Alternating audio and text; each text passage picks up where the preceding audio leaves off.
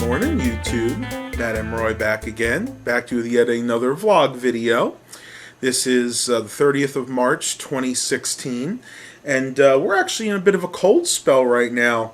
I woke up this morning, went outside, and actually had to scrape ice off of the windshield of the car. So kind of interesting for this time of year. This past week we've been in the mid 70s, even closer to 80 for a couple of days. So it's actually nice to see some cooler temperatures for a little while, but it's not going to last. Spring is definitely coming in here with a vengeance. A couple things I want to talk about today. I'll give you guys a quick update. The gateway computer that I have over in the corner here, that one right over there, it is still working, but I did find out that the power supply is bad. As I stated before, there was a fan making a little bit of noise, and I originally thought it was the CPU and or the case fan, but when I took a closer look, it did wind up being that power supply fan. That's just because the power supply that's in there was a real cheap one that I added just to basically keep the computer going. The rest of the computer checks out just fine. I've actually run hardware diagnostics, the motherboard, the hard drive, the memory. Everything else is in really good shape. So what I actually did is I went on Newegg and I purchased a Logisys power supply. It's a 480 watt. They call it a gaming power supply. Now, Logisys is one of those cheaper manufacturers as well, but this particular power supply got very good ratings. Only a few people said that theirs was DOA on arrival. Everybody else that had it said they've had it for quite a few years now, and it does a really good job. It only has two SATA power connectors, but that's okay because I only have one hard drive in that and one optical drive. And of course I do have those little Molex to SATA connectors, so if I do need to add another hard drive or an optical drive later, I will have the option to have a few more SATA ports. I got a pretty good deal on it. I wound up paying $23.99. That was after shipping and everything. And that should be arriving either today or tomorrow by FedEx. Now, I'm not using the computer right now because since the last time I did the vlog, it's actually gotten a lot louder, the fan, and I'm afraid that if it seizes up, it could actually do damage to the computer. What can happen is if the power supply fan was to seize up and it was on and I didn't know it, the power supply could overheat and send a surge to the motherboard and possibly blow the motherboard out, damage the hard drive. A lot of things can happen. So if you guys have a computer that has a power supply with a noisy fan, don't take chances, just replace it. Power supplies now are really, really cheap. It's not like 10, 15 years ago when it would probably cost you $150, $200 to get a decent replacement power supply. So once that comes in, I'll probably do an unboxing of that. I'll show you guys what it looks like. And I know I'm going to get a lot of hate for that. They're going to say, well, Matt, why didn't you go with an Antec or you know, maybe a Cooler Master power supply? Well, I could have done that, but they would have cost me upwards of $70, $80, and I just didn't want to put that much money into that computer.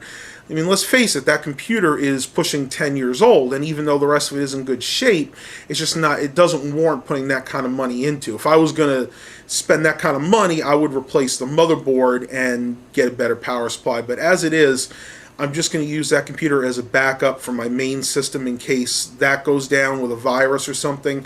That way I can still have a computer to edit my YouTube videos on. So just take that, whatever I say, take that with a grain of salt. It may not be what you would do, but yeah, I think it's the best option for me at this point.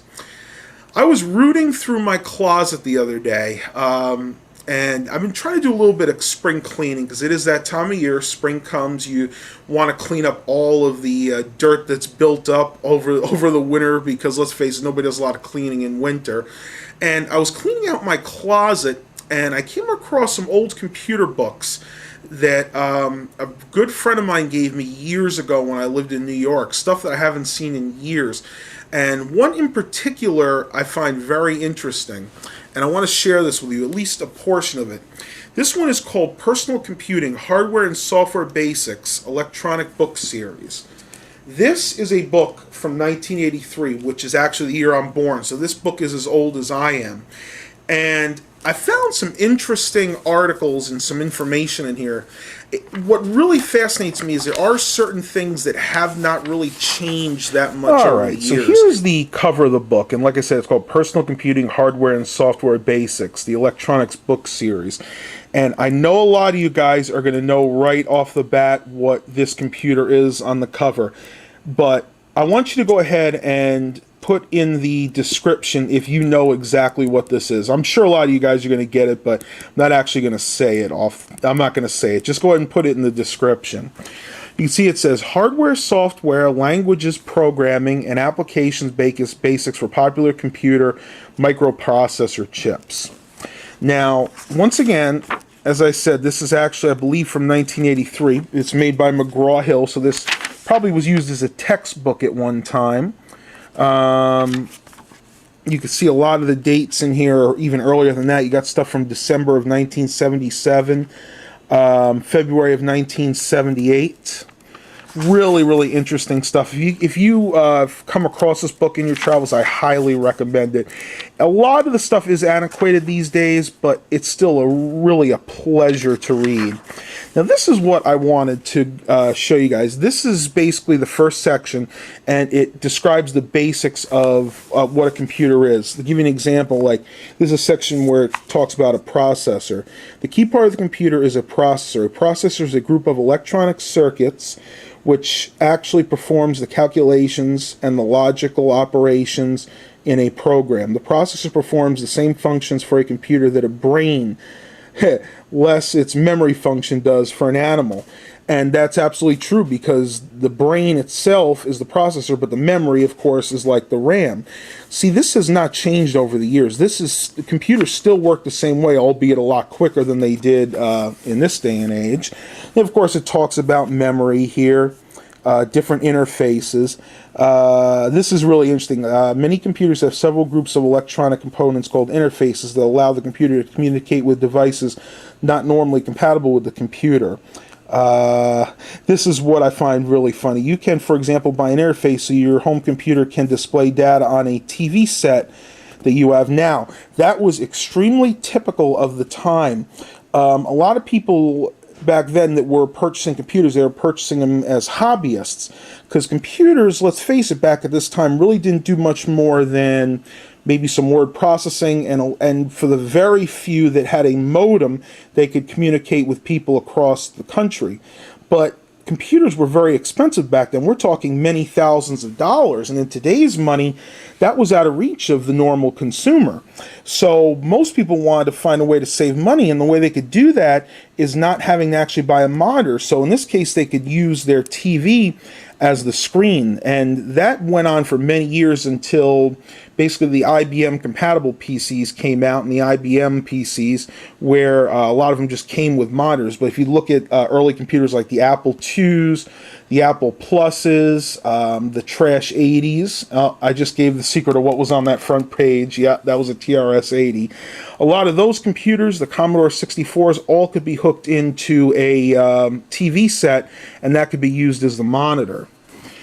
And the last thing I'm going to show you here is where it talks about programs, which basically it says a program is not usually considered a part of the computer because it doesn't exist physically, just as an idea doesn't. Programs are often called software, while the physical existent computer and accessories are called hardware. I mean, that definitely works for today's. A lot of this stuff has not changed, and I just really found this book interesting. It's about 250 odd pages. It's got a lot of interesting stuff in the back. Basically, this is telling you about all the different CPUs that were available when this book was printed. You can see everything was pretty much an 8-bit CPU. This one, let's see, this one is a NMOS SI gate, but it's interesting. You can see the speeds back then. We have 1 megahertz, 2 megahertz, 1 megahertz, 4 megahertz, and this is talking about the 8086 processors. This is a National Semiconductor one, but basically this is the same as the Intel-based one that would have been in my original Tandy. And you've got some of the 8080As, which is an older version of the 8086. book is really, really interesting. Once again, if you can get a hold of one, I would highly recommend it. It makes for some very good reading. And I'll give you guys a picture of the information page. It's called Personal Computer Hardware and Software Basics, edited by Raymond P. Capisi, Solid State Editor, Electronics. And it's made by McGraw-Hill. And I have seen these on eBay. They don't go for too much. I mean, you can probably pick up one of these for, I would say, about $15 or $20. All right, everybody. So, give you a little update on Simon. He is doing much, much better. As I said in one of my earlier videos, he was kind of losing his appetite. He was throwing up a lot. Well, that is pretty much ended. Ever since I gave LT a bath and started grooming her. I had decided not to give him a bath because of his age, but I have been grooming him a lot more. I try to comb him, brush him on a regular basis, at least once a day.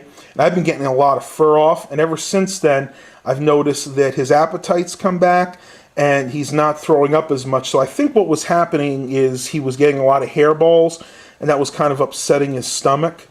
One thing that I still notice with him, his right eye here tends to get a lot of discharge. And if you look really closely, if you'll let me, you can see that he's got a lot of moisture in there. His eye is actually watering right now, right up there.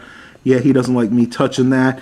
I have talked to the vet about that, and he basically said that because his inner eyelid has that tear, he's always going to have problems with like dry eyes, or the opposite. His eyes will be moisture, have a lot of tears. I asked the vet if I should use any eye drops for that. He said only if it seems to bother him, and it really doesn't. Other than the fact he gets a lot of discharge out of that one eye, he seems to be perfectly fine.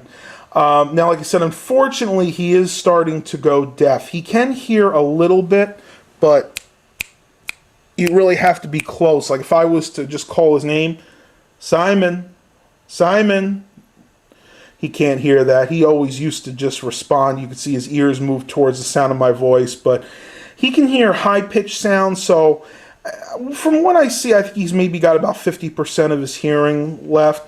And that's just something that happens to cats when they get older. But he seems to be healthy otherwise, and I hope to have him around with us for a few more years. He has actually lived longer than any cat we've owned. I don't know exactly how old he is, but I'm guessing around 15. And we only had one other cat live to be 11. And that is the oldest cat I've ever had. And of course, LT is pushing 10 now. So both my guys are getting old, but luckily are still in very good shape physically. Well, a couple of weeks ago, I did a vlog where I went down to Norfolk. I went to the couple of thrift stores down there, and also went to the Norfolk Coffee and Tea Company.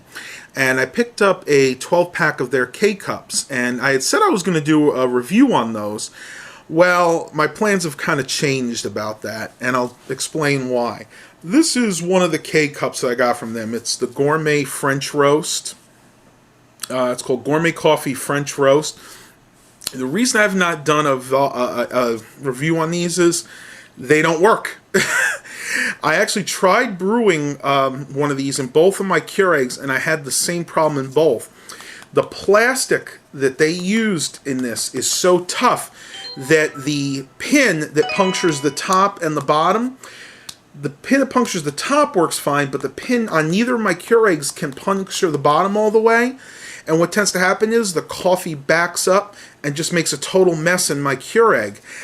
I don't know if it works that way for every Keurig, just the two models that I have, the Keurig 2.0 K400 and the Keurig Elite brewer that I have upstairs. I believe that one is the K79. Neither of them, these cups will work in. And like I said, the problem is the plastic is just too hard. And I even tried pushing down hard when I put the cup in to actually pre-puncture that with the pin, and it still doesn't work properly. I think what's happening is the pin does puncture it, but it's supposed to make a wide enough hole to where the coffee can drain down into the cup, because this is actually under pressure. But what winds up happening is it's not a deep enough hole, so the pressure just builds up in the cup, and everything just kind of spews off the top. So what I've actually had to do with these I cut the tops off, and I just pretty much use the My K-Cup on them instead. So I've personally decided not to do a review on them since these are not working as they intended. Next time I go down there, I am going to mention that to the coffee and tea company. I don't know. They may be aware of the problem, but again, it might just be my particular Keurigs that have that issue. But I am going to mention it to them anyway because that is kind of a problem. The first time that I tried this and it backed up on me, it made a huge mess. I had to take every part of my Keurig apart, at least what pertains where you put the cup, and I had to wash that out, and I had to take a rag, and I actually had to clean inside. It was filled with coffee grounds because literally the whole thing just backed up and exploded inside. So not good, guys. I meant to tell you that in a vlog a few days ago, but I had totally forgot. So when buying K-Cups that are locally produced like that, just be cautious. You really want to make sure you get ones where they're using soft enough plastic to where it'll actually fully puncture the K-Cup and drain properly. And I've never actually had that happen before. Even the cheap K-Cups that I get at Food Lion and a few that I got at Big Lots and Aldi's, they all seem to work just fine. So I'm not sure what exactly happened there, but I'm going to give them the benefit of the doubt and say maybe it was just a problem with my particular Keurig. Well, my camcorder is telling me I'm running out of tape, so I'm going to have to go and end the vlog here for today. I really hope you guys are enjoying these. Definitely look for some more walking vloggers. I know I've been promising that for a while. I try to go outside and do it, but right now the pollen is really substantial in our area. I mean, we wake up in the morning, you can see it on the cars. It is totally filled, and as you guys know, I have allergies, and I just can't take it outside right now. But that is going to end in the next week or so, and then it should be fine to go outside and continue the walking vlogger. Sometime, I believe they're set to finish it right around June or July. The bike path is going to be completed in my area, and I cannot wait till that's done. Mom and I have already talked about using that bike path regularly, and as soon as that's done, I am definitely going to do a video there. Please remember to like and subscribe, and as always, have a blessed day, everybody.